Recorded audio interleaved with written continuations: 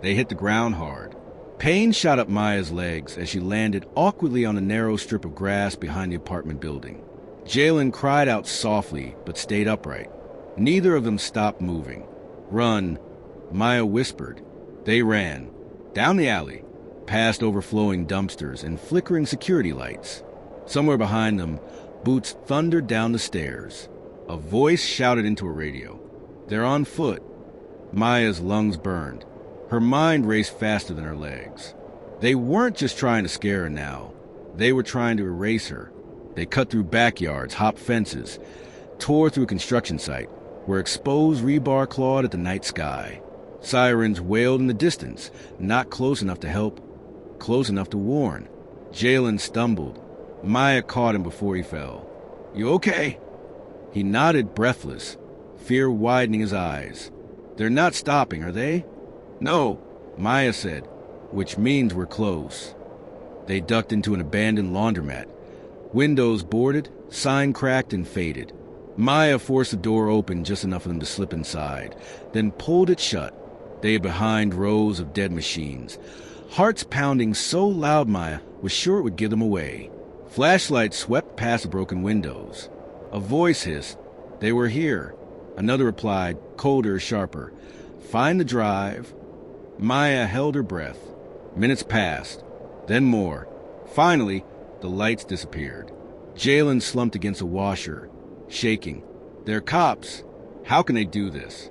Maya knelt in front of him, steady despite the terror clawing at her chest. "Because they think no one will ever believe you." She stood, and that's where they're wrong. They couldn't go back to Maya's apartment, couldn't go to Jalen's home. Every official route was compromised, so Maya went somewhere personal, the old Brookside Community Center. It was closed for renovations, funding mysteriously pulled months earlier, but Maya still had a key. Inside, dust coated the floors and echoes followed every step. She powered up her laptop, hand shaking just slightly now, not fear, but focus. "Maya," Jalen said quietly, "what are you looking for?" She opened the audio file again. "Listen." This time, she wasn't listening to what was said. She was listening to who was speaking. The second voice, the one responding about Jamal being on the list.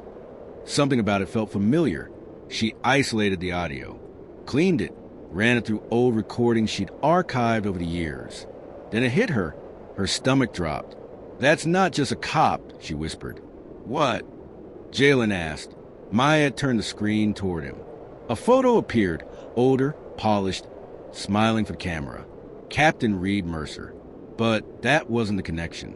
Maya pulled up another image. A real estate press release from 15 years ago. Mercer Development Group Urban Renewal Initiative. "See this?" Maya said, "Mercer's family doesn't just run part of the police department." She scrolled.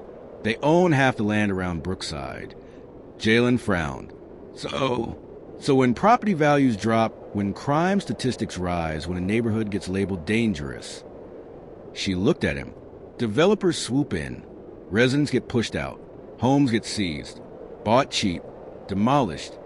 Jalen's eyes widened. "They were making Brookside look violent," he whispered. "On purpose." "Yes," Maya said. "And young black boys were the numbers they used to do it. The sweeps, the lists, the stops, the disappearances. Not chaos. Design." Maya didn't go to the police. She went to everyone else. By sunrise, she had encrypted copies of everything.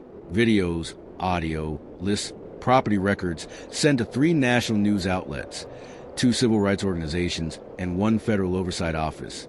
Then she published. Not an article. A timeline. Names. Dates. Maps. Money trails. She didn't accuse. She proved. And she didn't just post it on a website. She posted it everywhere. By noon, hashtag Brookside Files was trending nationally. By 2 p.m., protesters gathered outside City Hall. By evening, the mayor called an emergency press conference. Captain Reed Mercer did not attend. Federal agents arrived quietly. Unmarked vehicles. Plain clothes. No sirens. Mulder and Haskins were taken into custody first. Pulled from their homes in front of neighbors they'd terrorized for years.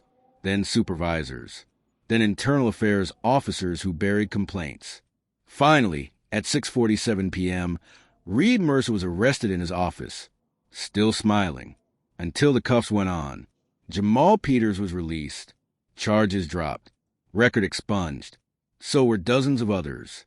The department was placed under federal investigation, funding frozen, leadership suspended. Brookside didn't magically heal, but it breathed again. Weeks later, Maya stood at the edge of Franklin Park as kids played basketball under the quiet sky. Jalen sat beside her, watching. "You think it'll really change?" he asked. Maya thought of the risks, the nights running, the fear. Then she thought of the truth, out in the open now, where it couldn't be buried. "It already has," she said, "because now people are watching." Jalen nodded slowly. Above them, the sky stretched wide and blue, still quiet, but no longer silent.